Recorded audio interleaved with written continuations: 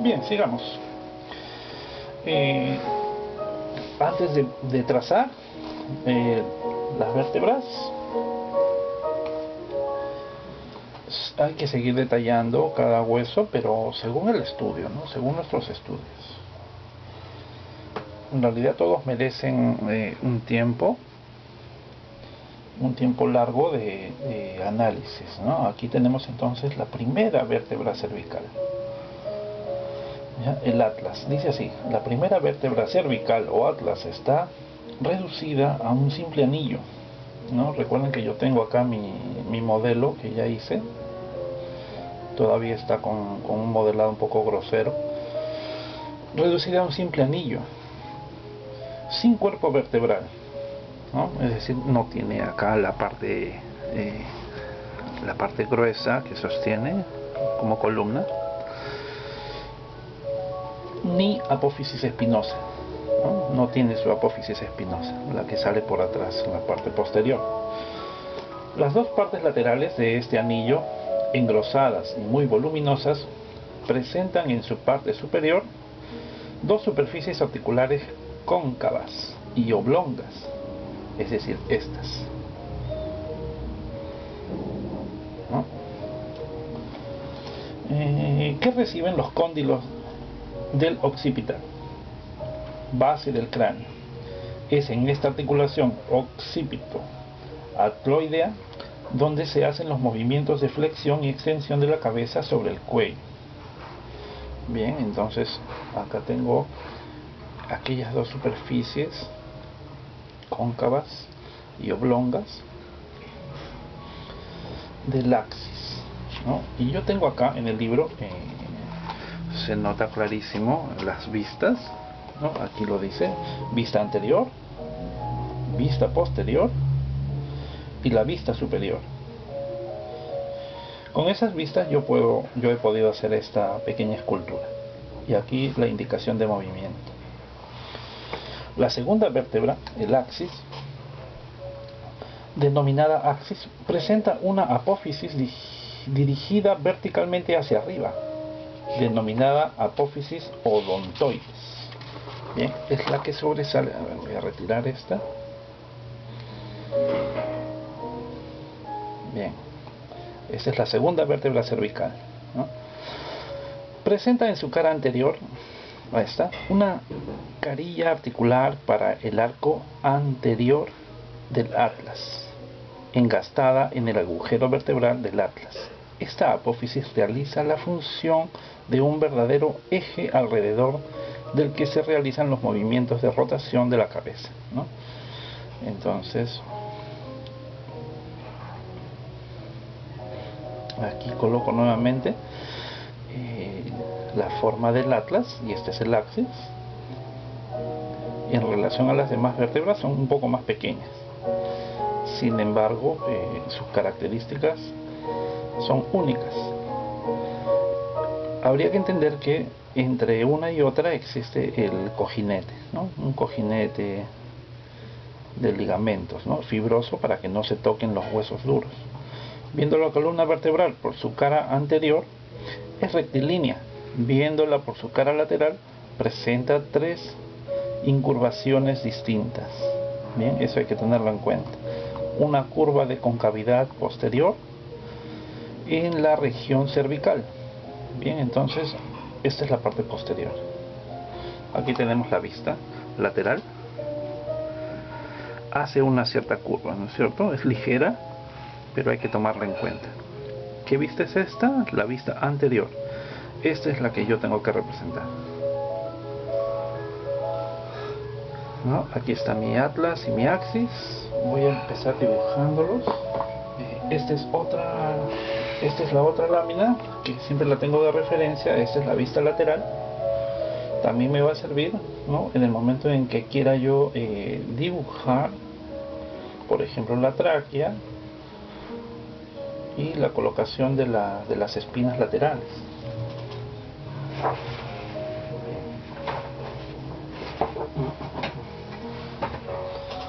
A ver, estuve juntando ahí mis láminas para tener más claro el asunto. Entonces hay ligamentos, ¿no? Ligamentos amarillos que están entre las vértebras. Bien, esta es la vista externa, es decir, ahí desde esta misma vista, ¿no? Lateral o externa. Ligamento longitudinal anterior, están unidas en realidad, ¿no? Por ligamentos, otras fibras, ¿no? Bueno, estos son estudios ya de los músculos. Y acá es la tráquea, es un estudio de tráquea, cómo baja. Bien, lo tomaré en cuenta entonces si es que posteriormente quiero detallar más y más. Ya, entonces la vista lateral, regreso aquí a mi lámina. Entonces esta vista lateral, vamos a hacer un boceto. Ya sé entonces que aquí estaría el orificio, ¿no?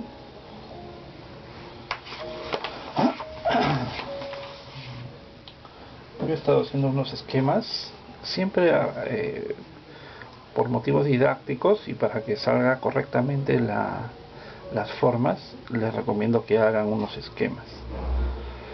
Esta sería entonces la forma del cráneo con el macizo de la cara hasta la altura del maxilar superior, no el maxilar inferior, que vendría a ser más abajo, ¿no?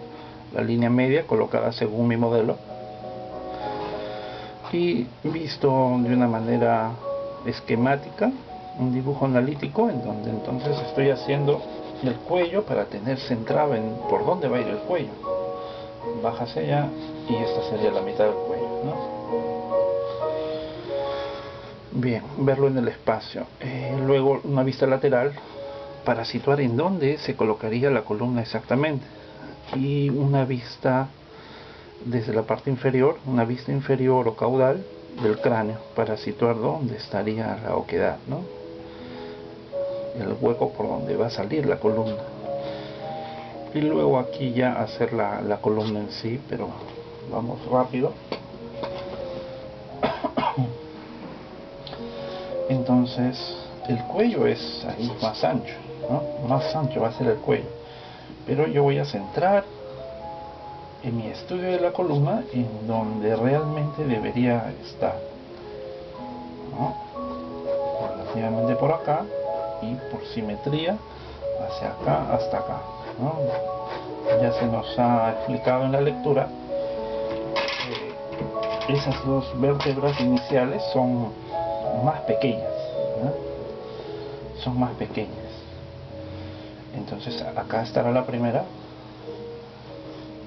¿no? Voy a exagerar un poco la distancia para poder dar información. Entonces aquí estaría el atlas, lo que se pueda llegar a ver. Dejo espacio para el rodete, el cojinete, y dibujo acá ancho el axis y trazo una línea media para entender cómo darle la simetría a esa columna, una línea media. Bien, me gustaría hacer el atlas más abajo, pero lo voy a hacer tal cual como se vería naturalmente. Y si acaso hago un estudio acá al costado, ¿no? Al lado, y tengo espacio acá, va a ser excelente durante el tiempo ir haciendo más y más estudios incluso de los músculos y ligamentos que comprenden toda esa área. Bien, entonces las láminas van a tener un avance en el tiempo.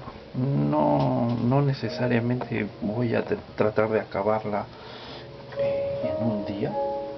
Voy a tratar de darle más bien el detalle riguroso en cuanto a la luz y la sombra.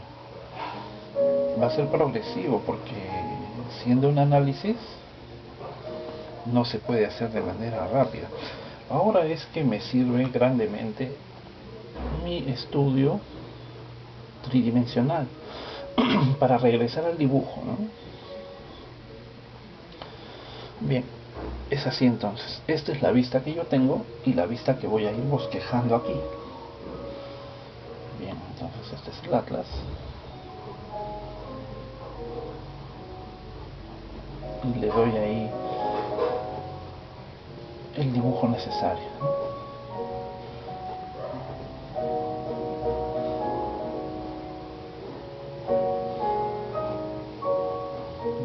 cojinete, se proyectaría esta parte hacia adelante un poco, esta parte más delgada y unas apófisis aquí laterales, ¿no? Bien, con luz y sombra ya iré dando más el detalle de cada parte. Esto es en sombra, esto tiene planos, ¿no? Y puedo hacer acá algunos estudios de estas dos vértebras, ¿no? Algunos estudios desde otras posiciones que va a ser muy interesante, pero vamos a ver cómo ir colocándolas, ¿no? La vista lateral también me va a ayudar bastante a entender. Bien, las otras vértebras, entonces aquí dejo espacio para el cojinete.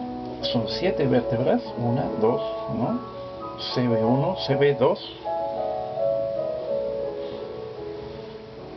Y esta es la vista anterior, la misma que yo tengo, ¿no? Tengo que dibujar la tercera.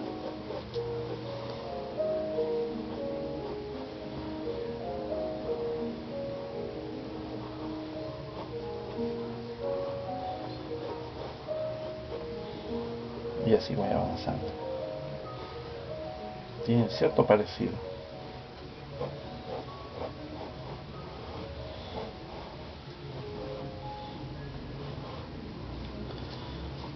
Démosle, ¿no?, un eje para entender cómo puedo colocar la simetría de sus formas.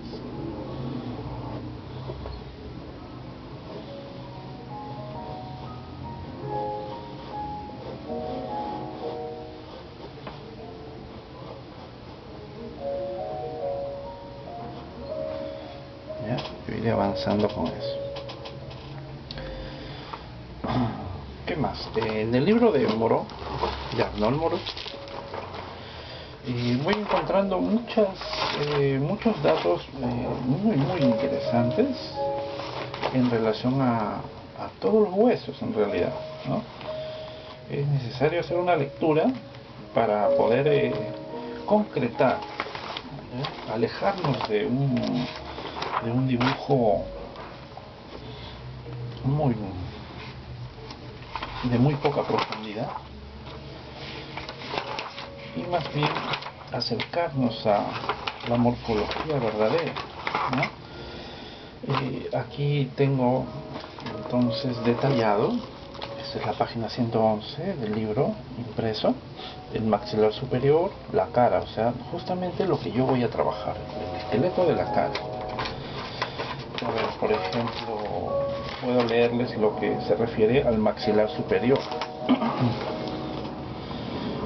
El número de 2, situado a cada lado de la línea media, unidos por sus bases para construir la parte superior de la cavidad bucal. Bóveda palatina. Los maxilares constituyen casi la totalidad de la cara. Participan, por otro lado, de la formación de las paredes de las cavidades orbitarias y una de las fosas nasales, ¿no? Es decir, es un hueso doble. ¿Bien? Ese es el maxilar superior. Ahora bien, cuando vemos la cara como una totalidad, se le llama macizo facial. Hemos dicho anteriormente que describiríamos el conjunto de los huesos de la cara como un hueso único que circunscribe las cavidades. Estas cavidades que hemos de analizar son las cavidades orbitarias y las fosas nasales. Bien. Las cavidades orbitarias están situadas simétricamente en la parte superior de la cara, caudales al hueso frontal. Tienen una forma de pirámide cuadrangular, cuyo vértice está dirigido hacia atrás y ligeramente hacia adentro, y su base, situada hacia adelante, constituye la abertura orbitaria, abertura de forma cuadrangular limitada por 4 bordes, de los que 2 son verticales y los otros 2 ligeramente oblicuos, hacia abajo y afuera. Cuando los libros, como les decía desde el comienzo del curso, mencionan arriba, abajo, lateral, medial, adentro, afuera. Nosotros debemos tener muy claro los planos y las vistas y manejar esa nomenclatura visualmente, ¿no? En nuestra memoria visual, para comprender qué es lo que se nos está explicando, porque si no simplemente son palabras y nos perdemos, ¿no? Situadas simétricamente en la parte superior de la cara, caudales al hueso frontal. Entonces nos indica que en la parte de abajo es simétrico a la parte de arriba, pero forma unos planos que hacen un ángulo por los laterales, ¿no? Igual acá hace el fondo. Yo imagino entonces la luz viniendo desde el lado izquierdo hacia arriba, desde arriba, y voy haciendo entonces la sombra progresivamente de todos esos planos. Según la explicación que me dan, la parte del fondo viene a ser también una pared, no es de un carácter cóncavo totalmente, es semiplana. Entonces en el momento de las sombras detendré las sombras solo hasta la mitad, para que se pueda comprender bien la forma. Estos orificios que van quedando en el fondo es por donde pasan el nervio óptico y también la irrigación, ¿no? Tiene unas aberturas, entonces por dentro de la concavidad. Bien, entonces todo este conjunto le llaman macizo facial. En cuanto al borde interno, está constituido por el borde de la apófisis ascendente del maxilar y la apófisis orbitaria interna del frontal. Solo este borde es suave, los otros tres son cortantes. Bien, en cuanto al borde interno, es decir, ¿no?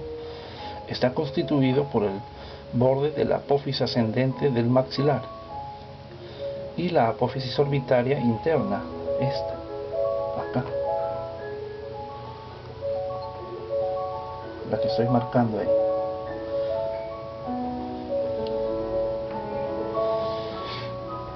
Interna del frontal. Es decir, esta también. Esta de acá y esta de acá se refieren a la que está arriba, que da hacia el frontal. Corta aquí. Poco a poco las sombras y el texto me van explicando qué es lo que yo debo dibujar.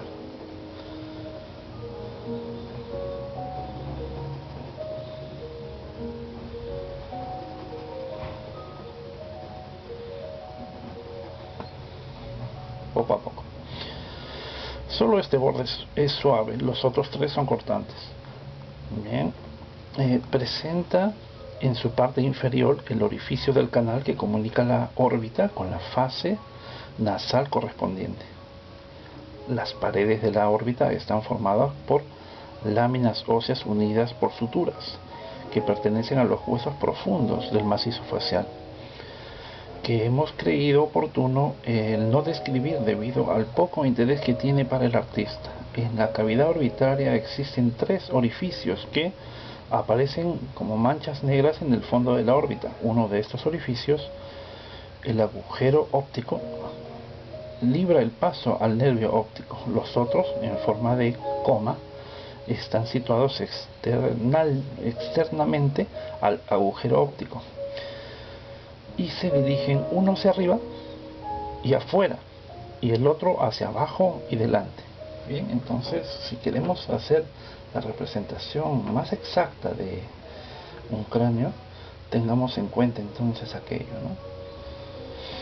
¿Cómo son esos orificios?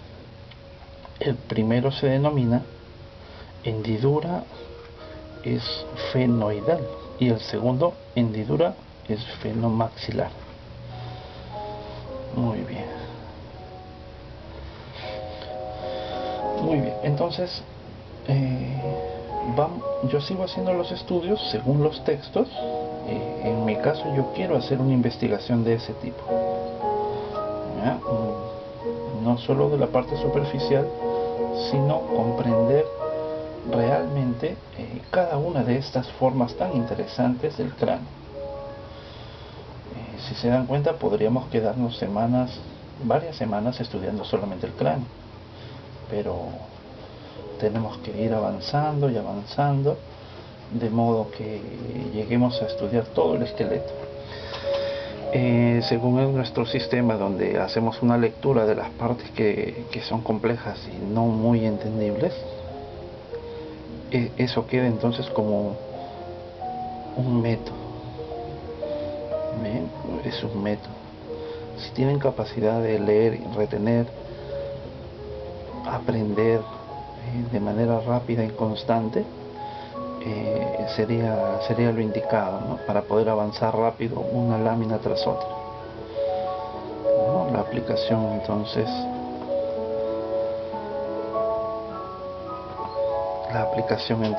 va a tener una consecuencia en la calidad del dibujo, porque estamos tratando de expresar. Bien, el otro libro es el de Gordon, de la cabeza. Es algo lineal, pero también va explicando, ¿no? La órbita, el arco superciliar, acá arriba. Bien, este dibujo es un poco más explicativo, porque tiene los bordes de las suturas, las cuales vamos a ir colocando acá, ¿no? Al final terminaremos dándole estos detalles, ¿no? Aquí vamos a dividir el temporal, este es el parietal y el hueso frontal, hasta donde se dirige su sutura, ¿no? Es un poco así, en este sentido es lo que se llega a ver, ¿no?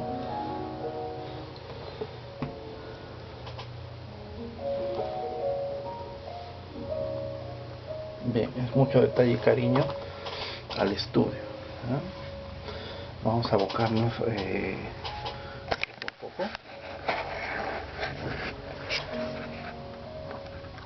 para terminar esa lámina.